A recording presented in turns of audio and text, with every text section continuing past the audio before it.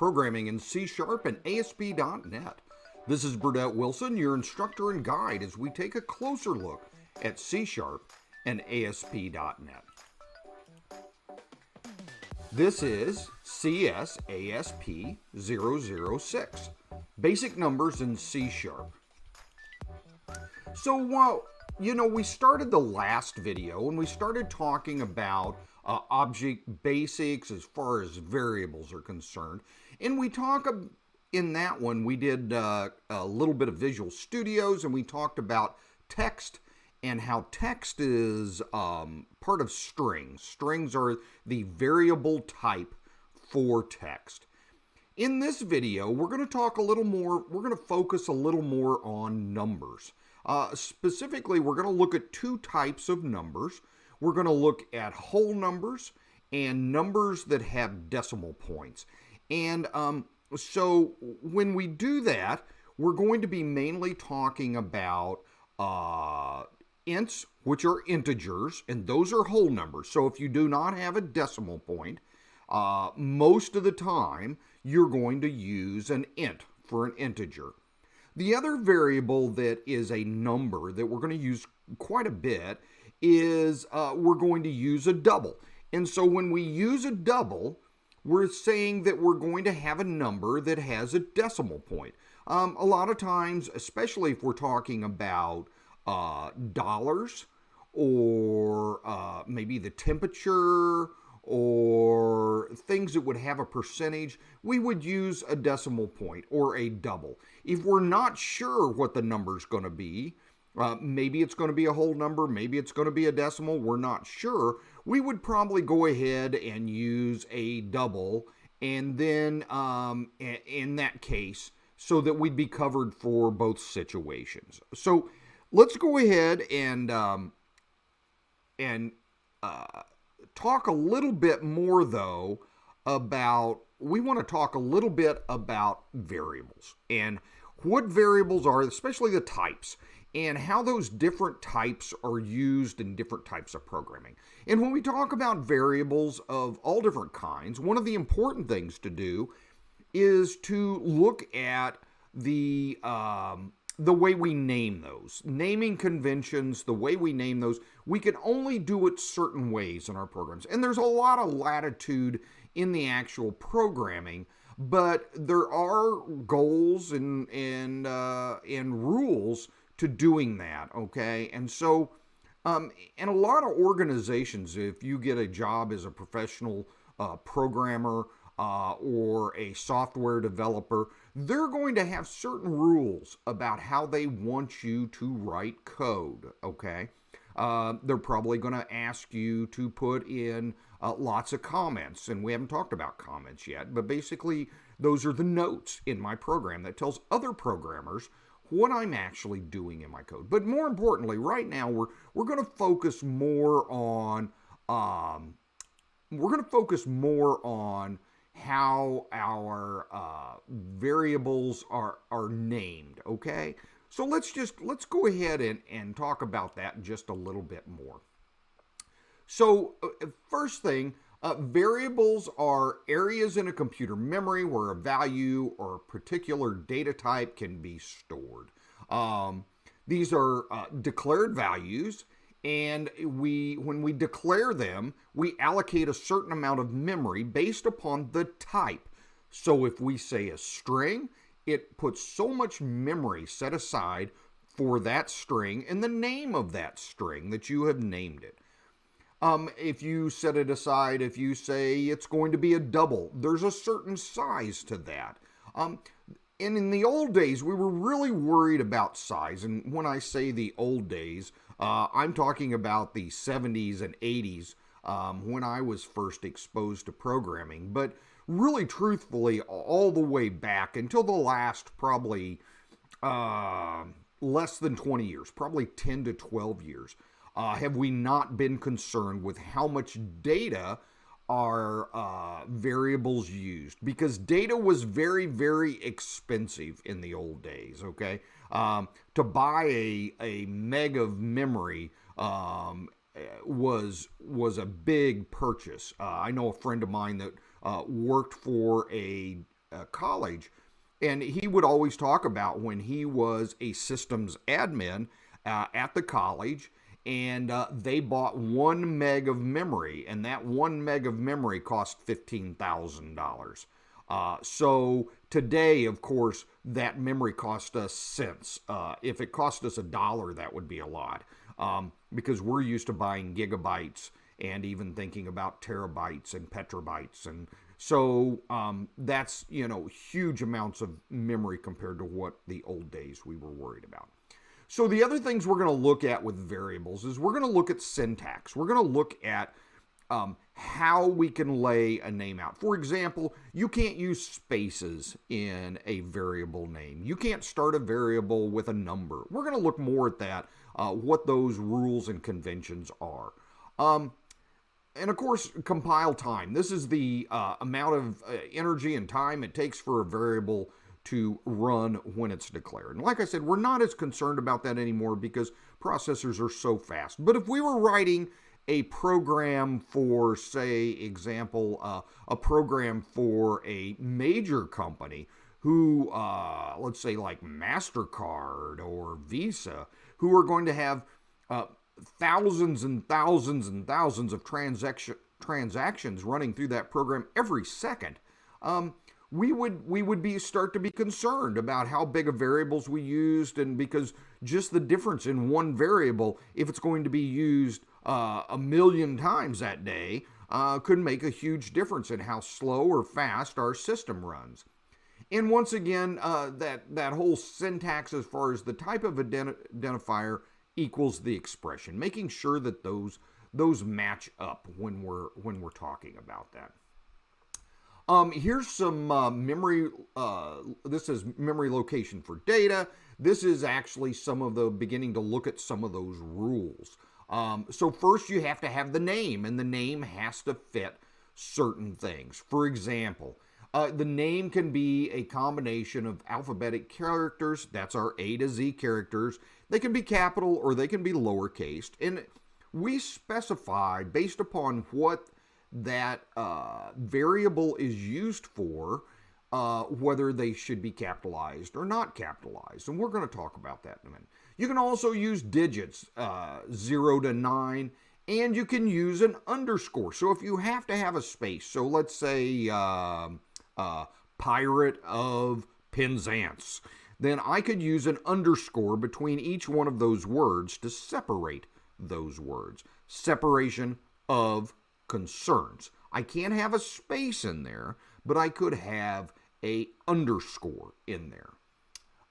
First characters in the name may not be numeric. In other words, I can't say 3 blind mice and have blind and mice all one word and the number 3. I can't do that. I can't put numbers at the beginning. They can be the second character in my name, but they cannot be the first character in my name. No embedded spaces. So you have to put everything close together. I think that's self-evident. And we'll look at some examples of that. Can't use any keywords. There are some words in the computer, in the program, that are words that are keywords. For example, we looked at string, and string is a key word. You can't use the word string as the name of your object. You can't use double as the name of your object because, of course, double is a type, and so it is a key word. You can't use that.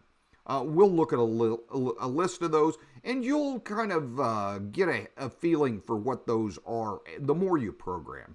The use of case characters, we're going to use those really, it says here, to your advantage, and that's true, because we're going to do a couple of different types of naming, the way we name our variables, that will tell us what those characters, what that variable does based upon the naming. And be descriptive. A lot of times when people begin to first program, they want to use the least amount of letters. And that's not what we want to do. We want to name it so that if we were to go back and look at our code, let's say in 2 or 3 months, or maybe 2 or 3 years, we want to have named it in a way that we can tell what our variable does. And if we can't do that, then we need to add more to it, okay? And don't be scared to make the name a little bit longer. And as you've already seen, IntelliSense in Visual Studios will remind us of what we've named variables, and especially when we first start to type them in. So be descriptive in your names. It's just good, clean coding. It's good for other people when they are working with your code to be able to know what is going on. Here's a list of those reserved words, and if I would just stop this video right here for a moment and I would look through those, and you're going to see that there's a lot of words in there that may not mean anything to you yet because you've just started programming. But these words are going to be important words that we're going to use, and we use these to call certain pieces of code and libraries of code later on. So just take a second and go through and look all of these over.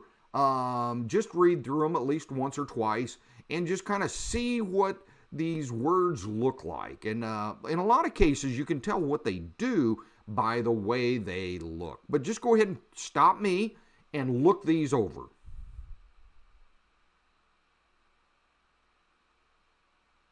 Okay, you should have got a chance to do that. I'm going to move on. So if you need to stop this, go ahead and do that now. And let's go on. So in naming conventions, we talked a little bit about how we name things. And so I talked about, a little while ago, I talked about being able to use different kinds of capitalization to be able to separate things. So this is really broke down into two things. First, we talk about Pascal case, and that's the first letter of each word is capitalized. And so this is used with classes. Classes are always capitalized. Methods are always capitalized. Namespaces, major names in our product or our project, are capitalized. Properties and those identifiers are always capitalized. So when I talk about writing a method, if your method name is not capitalized, like get tax, get should be capitalized, okay? Camel case. Now this is an unusual use of capitals and lowercase, but we do it all the time.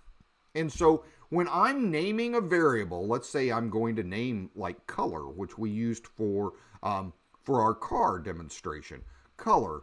So color would be a lowercase word. But let's say I was going to put in color of my car.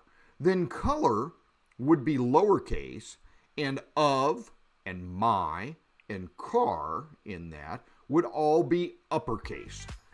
Because we are going to follow camel case. And in that case, all of my variables in my project will have a lowercase for the first word in them and a uppercase for every word that follows after that. Now remember, we can't have spaces in there, so there's either got to be an underscore or just that next capital letter tells us where the next word starts, okay? So this is for variables, and objects are always named in this way. And you'll see that more and more as we program. The other thing is uppercase. So if we name something with all uppercase letters, okay, there's no lowercase in it.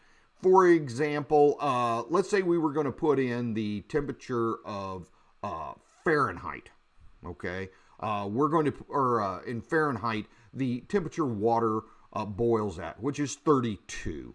So we're going to put, or the temperature that water freezes at 0.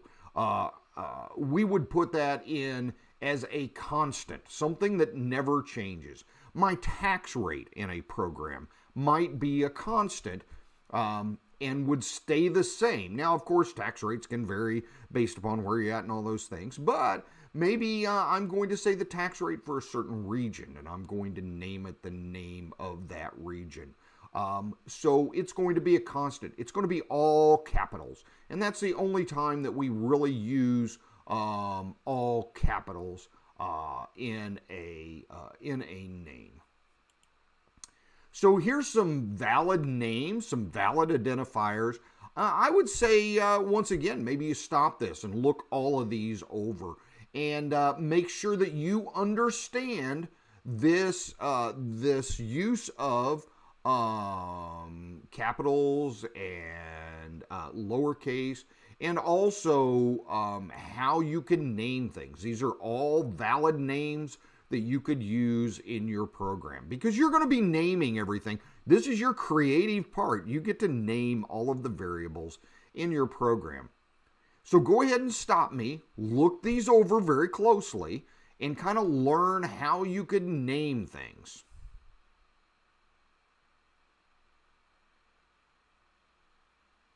Okay, let's go ahead and move on to the next slide.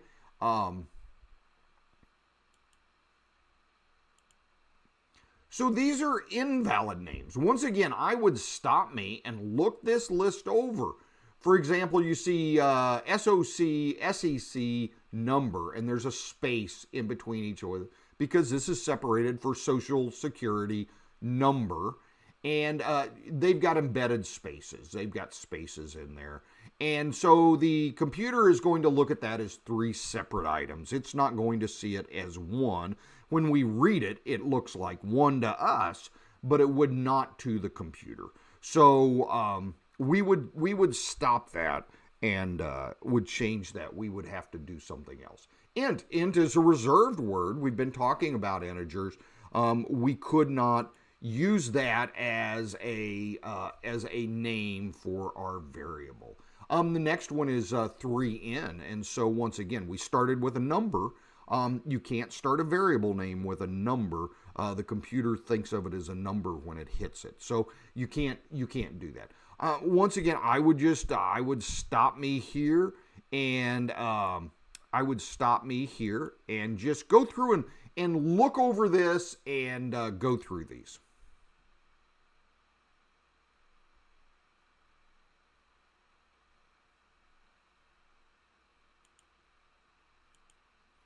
Okay, so these are types of variables here we've put in, and these are examples. Now, you've got to begin as you program to think of what your numbers are going to be, or what is this variable going to be. And as you look at that, as you're deciding, as you program, you need to pick the right kind of variable at the beginning for what it is it's going to be used for, this variable. This variable, for example, the first one there is grade point average. And so the description is grade point average. Now that's just English for us to see. The identifier, in other words, the variable name, is grade. Notice the lowercase at the beginning of that. So we're using camel case here. Grade point, and point is capitalized, and average, the next word, is capitalized. No spaces, grade point average in there. And then the data type is double, because there will more than likely be a decimal point. And so here is the data 3.9. So we can see there is a decimal point in there. So this does make sense. This is how this would look. So let's look at the next one. It says current age. And the identifier is age, just AGE. That's a pretty good identifier. It could say current age, but notice we have used camel case here because we've made the first word, age, the only word, as lowercase. And then it is an int, and there's the data is 19. Okay, so we know what we're doing there. Look at the next one, full name. And then it says student name. And notice that the first word, student, is lowercase. And then the word name, the second word, is capitalized, no space, student name. And it's a string. And then what's held in there is Elizabeth Hill. Notice in the data, it doesn't make any difference what the data is. It could be any student name is what could be in there. And finally, in our description, it says final grade in course. And so our identifier, our name, is course grade. And we have used, once again, camel case. Course is lowercase, grade is capitalized. And in this case, they use the char. And we haven't talked about chars very much, but char is just a single character. And a grade could be just a single character, A, B, C, D. And so in that case, this would be a great use for this type of variable. Here's some other data types. These are all number data types.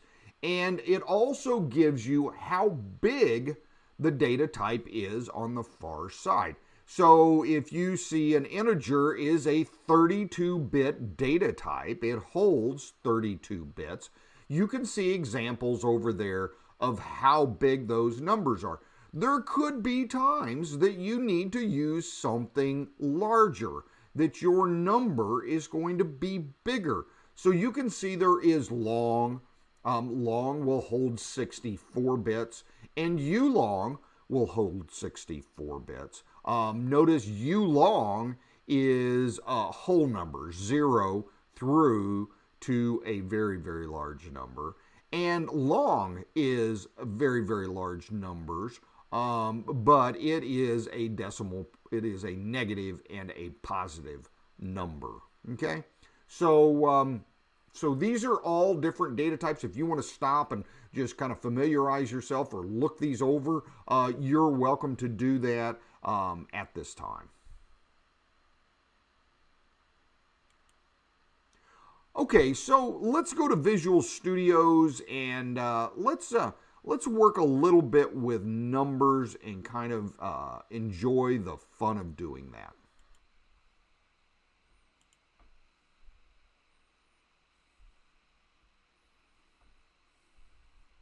Okay, so now we're ready to kind of play a little bit in Visual Studios, use a little bit of the information that we just learned. So let's come into Visual Studios. Notice I'm using 2019 community version. You might be using, if they come up with a 2020 or a 2021 community version, it'll work almost exactly the same. It might look a little bit different, but let's go down here. Let's create a new project. And then in create a new project, I'm going to create once again, a WPF.app netcore. We're just going to create this project here. We're going to say next. In here in the name, let's call this project fun with numbers. All right, fun with numbers. And create. Nope, I can't because I've already got one named that. Gosh, isn't that surprising? I've already done this. I'm just going to put a 1 after mine. Keep yours the name that you got it at. All right? All right. And so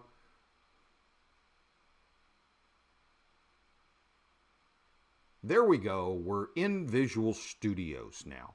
So now that we're in Visual Studios, the designer's loading. It's doing all the things that it normally does. I'm going to come over here. I'm going to click that Close All WPF, make this a little easier to read over here in my toolbox. I'm also going to slide this window down because it's a little big right now, and I want to blow this up. There we go. 150. There we go. So we're ready to work with that,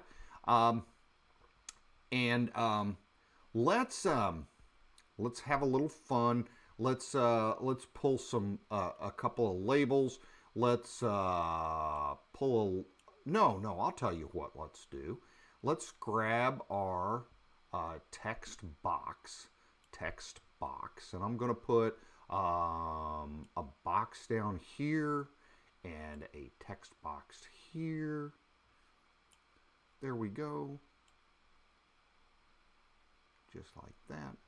And let's name this one, this text box, first.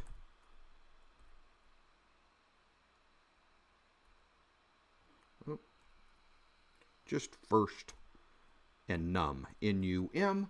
I'm going to use that as first number. I'm going to come down here in this box, and I'm going to put enter number. Okay? Enter number. I'm going to copy that because I'm going to use that in the other one too. Okay? I'm going to come into this text box and I'm going to paste that. Okay. And then up here, text box, I'm going to change the name of that, and I want to say second number.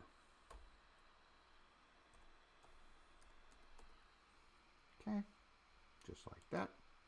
And then let's go ahead and let's put a label out here. And let's put it right there. And let's have that label. We're going to say that's label 1. And we're going to come down here where it says label.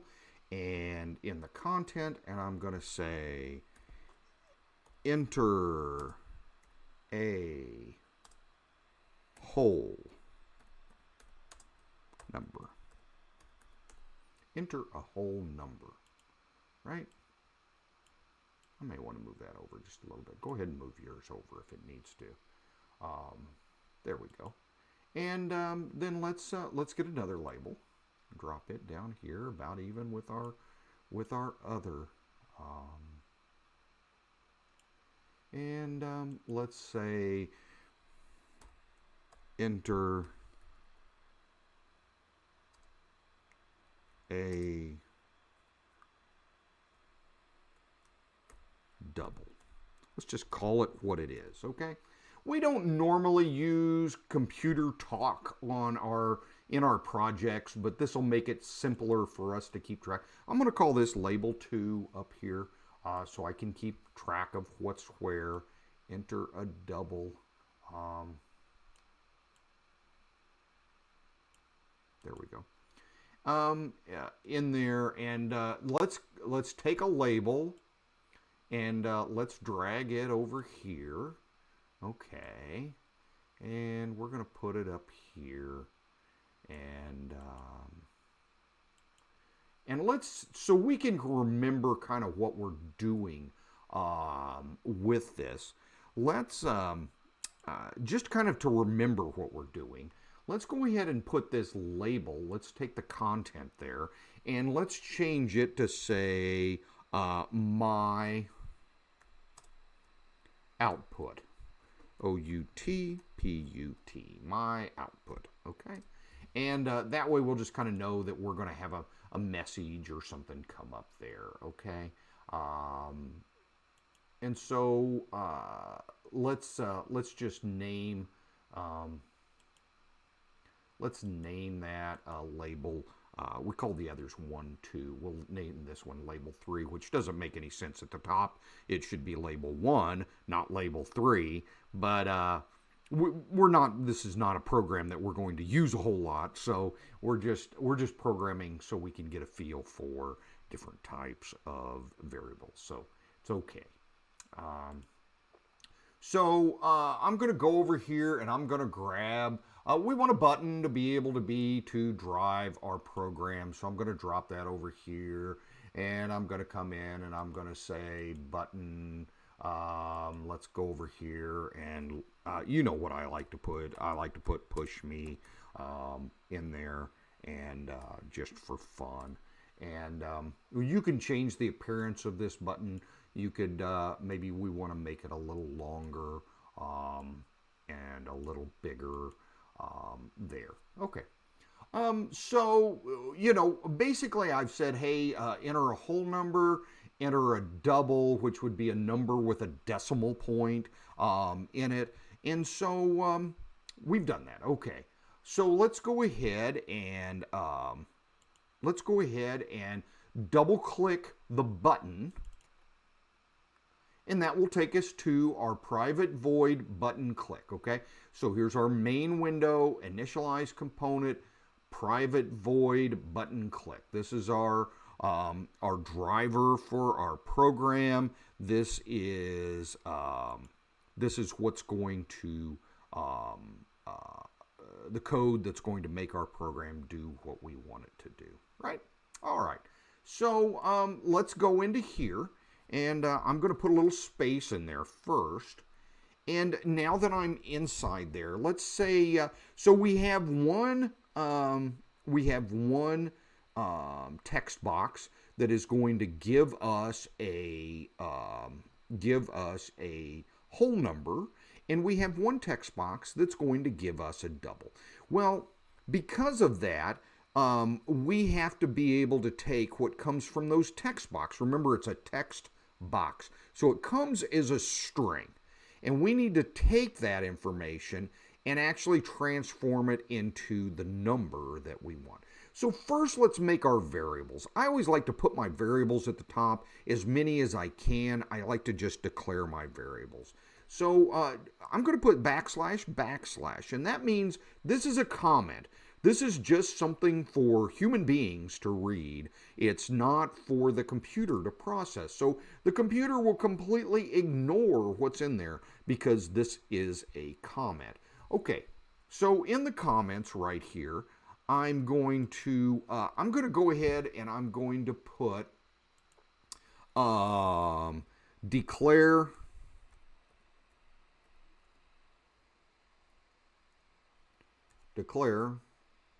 variables.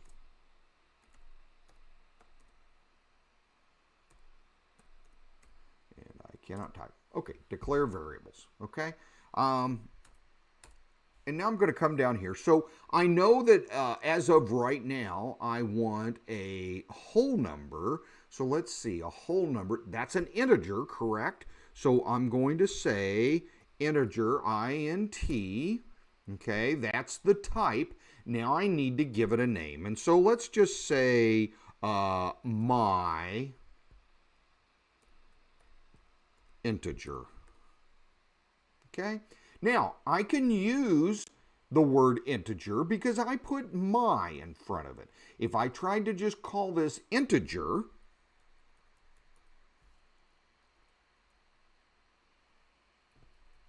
let me put the colon after it. If I just tried to call this integer, I could do that, but it's not going to like if I just call it int. See, now I'm going to get a red line underneath that. If I go and look at that red line, it says read-only struct represents 32-bit signed integer. You can't do that. Okay, so we know that. So I'm going to say my integer. Okay. All right. And if we look, there's a green squiggly line, and all it's saying is, hey, you've declared this, but you haven't used it. So a lot of times when I declare an integer, to make it easier, I'm going to go ahead and set it to a variable. In this case, I'm going to set it to 0. Okay. Now, it's still telling me, hey, you haven't used it, but that's okay. All right. Now I'm going to create a double. So double, and I'm going to call this my and double. And I'm going to go ahead and set that to equals 0.0.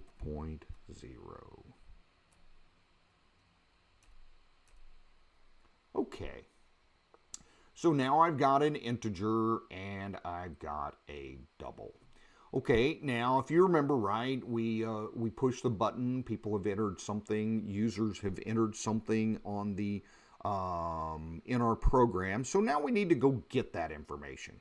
So, but to do that, I have to have a place to put the information that I'm getting from that text box.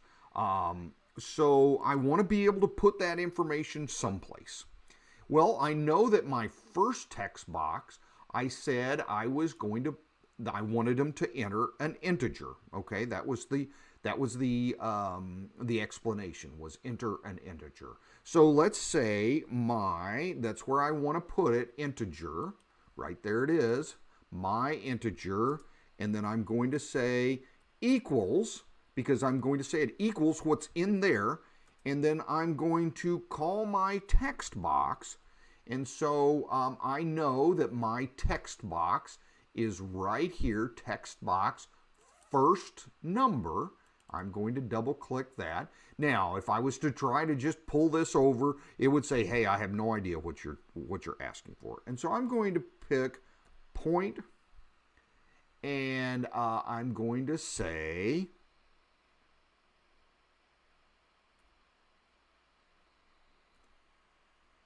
text. Now notice it gives me a red squiggly line because it's saying, hey, you can't take text and put it inside of an integer. What are you doing? And so it's telling me, hey, this is the wrong thing. Okay, so I'm going to do something that's a little fancier, but we're going to look at converting this into a number for us to use. So we're going to first say, in doing this, I want to make it into a number. Okay, so in looking at this, we want to go ahead and convert this.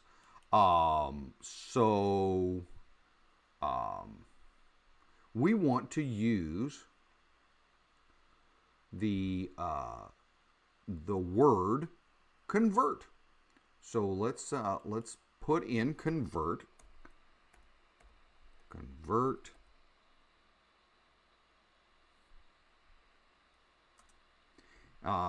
Let's just go ahead and do this real quick. Put this inside of parentheses. There you go, inside of parentheses. Dot convert. And notice IntelliSense already knows I want to change it into a integer 32. Remember, integers are 32-bit variables. That's what I want to switch it to. So that makes sense, and I'm going to click on that. Now remember, we have to finish this sentence, so we're going to put our semicolon in. Okay, so we said my integer convert to int 32 and the information that is in there. Okay, so if you remember correctly, we have a text box on the other side that we need to get some data out of. And we were going to put that in under our my double. There it is. Oop. My. Oop.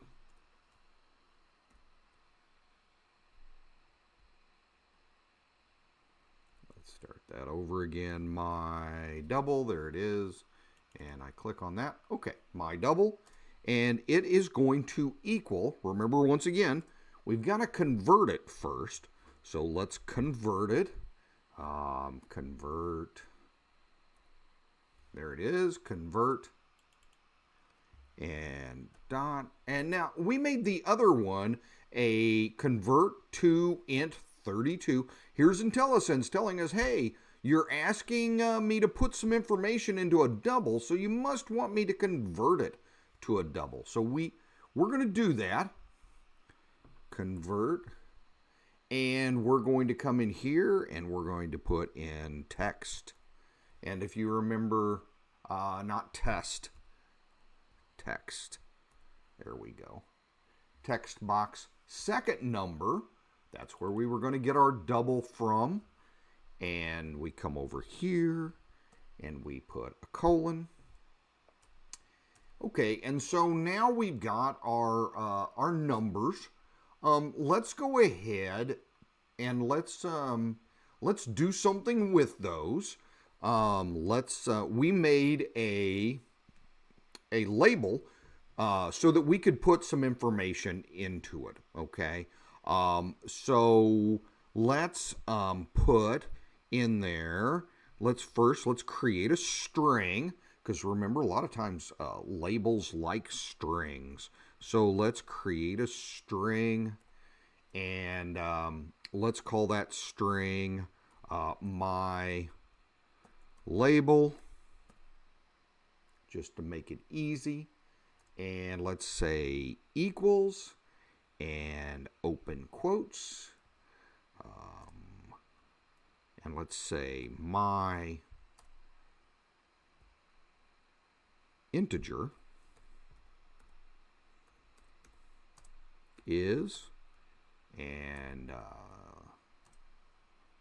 colon, there we go. And then let's put a plus in. Remember, we're doing concatenation now. We're creating a sentence, a string altogether. And then behind that, we're going to put my integer, and then integer right down here. And I can put a number straight into there by doing this with it. And then I'm going to put a plus, and right after that, I'm going to put several spaces, and then I'm going to enter my capital, my double is,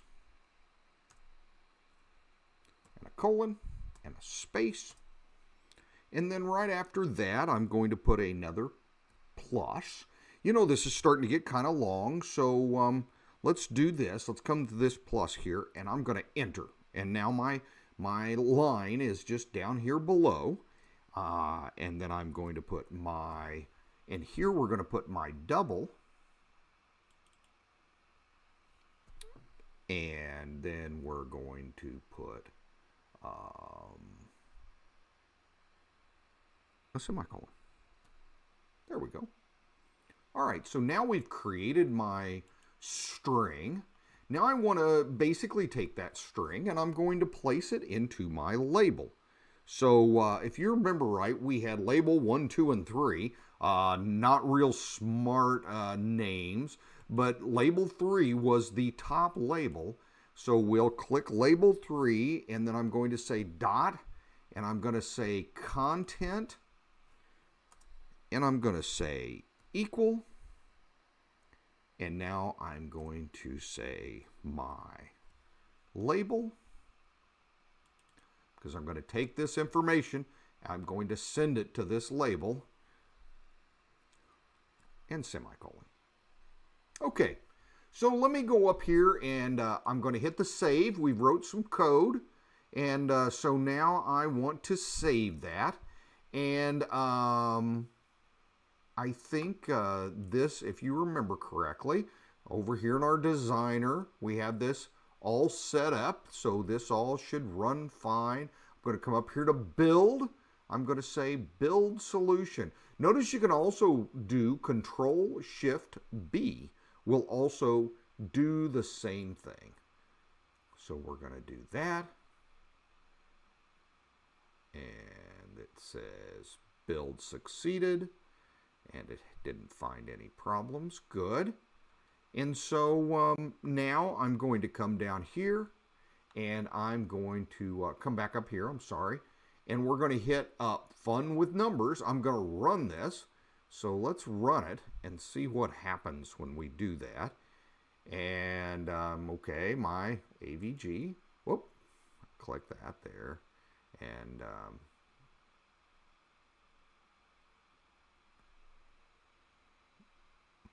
boop, boop, boop, boop. There it is. Okay. So here is my my Windows, my little program. And I'm going to come in here, and I'm going to enter a number. Let's say my number is 125.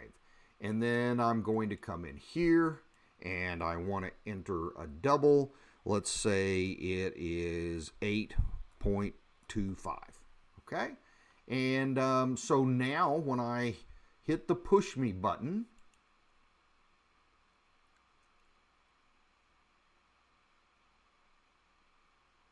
unable to cast object to type systems window control type box.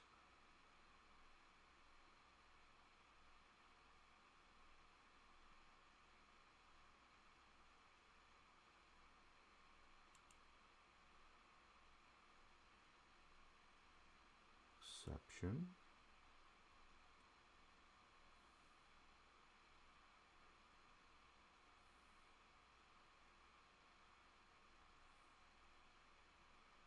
Oh, well, see, this is good.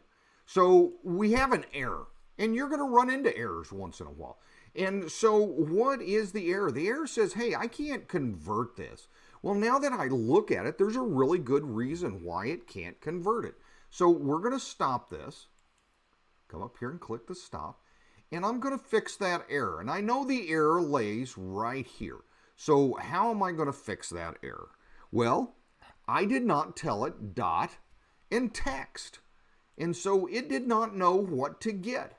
So now I've changed that. So that's okay. That should be fine. Let's run this again. So I hit the save and I hit build. It says build succeeded. Okay. And so I should be okay there. And now I'm going to come up here and I'm going to run this again. My AVG should come up. Nope. Okay. It says we're okay. I'm going to come in here and I'm going to put in my number 125. And I'm going to come in here and I'm going to enter my double 825. And I'm going to say push me. And there it goes. It gives me my message.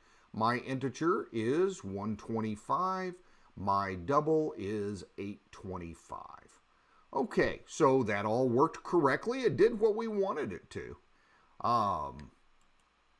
So hopefully you've seen a little bit integers and doubles and how we've used those in this program. We could enter a group of integers and add them together, or a group of doubles, or many other things that we could do.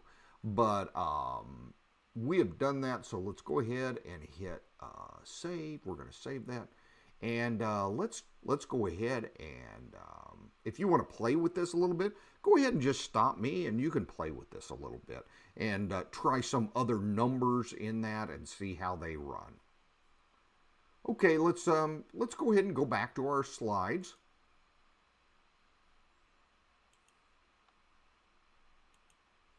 So we did variables, and in that we've looked at text, and now we've looked at numbers. Specifically, we've looked at doubles and we've looked at integers.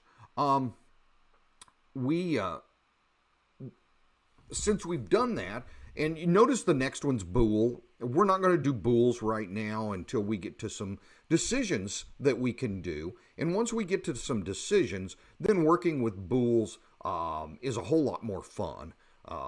And then down below that it says do stuff / methods, and this all has to do with objects and how we deal with objects, which will be much later in what we're doing. So for right now, let's go ahead and let's move on, and we will move to CS ASP 007 Basic Math in C#. I look forward to seeing you there.